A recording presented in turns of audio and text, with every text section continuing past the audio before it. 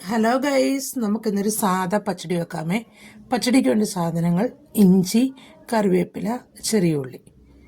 ഒരു ചീൻചട്ടി അടുപ്പത്ത് വെച്ച് അതിലേക്ക് കുറച്ച് വെളിച്ചെണ്ണ ഒഴിച്ചു കൊടുക്കുക.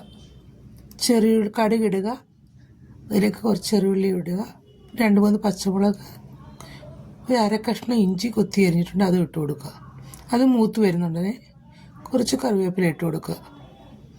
പിന്നെ തേങ്ങായും കുറച്ച് ഒരു 1/2 ടീസ്പൂൺ കടുകും കൂടെ നല്ലതുപോലെ പേസ്റ്റ് രൂപത്തിൽ അരച്ചെടുക്കണം.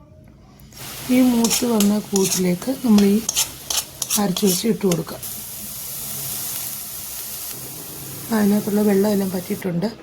നല്ല വെള്ളം പറ്റിയിട്ട് വേണം നമ്മൾ തൈര് ചേർത്ത് കൊടുക്കാൻ. ചെറിയ ചൂടോട് വേണം ഒഴിക്കാൻ, അല്ലെങ്കിൽ ഇത് പിരിഞ്ഞു പോകും. എന്നിട്ട് തീ ഓഫാക്കുക. ഉപ്പിട്ട് കൊടുക്കുക. ഇവിടെ പച്ചടി റെഡി ആയിട്ടുണ്ട്. ഒരു പ്രയാസവും ഇല്ല, പെട്ടെന്ന് നമുക്ക് തയ്യാറാക്കാവുന്നതാണ്. ഈസി പച്ചടിയാണ്.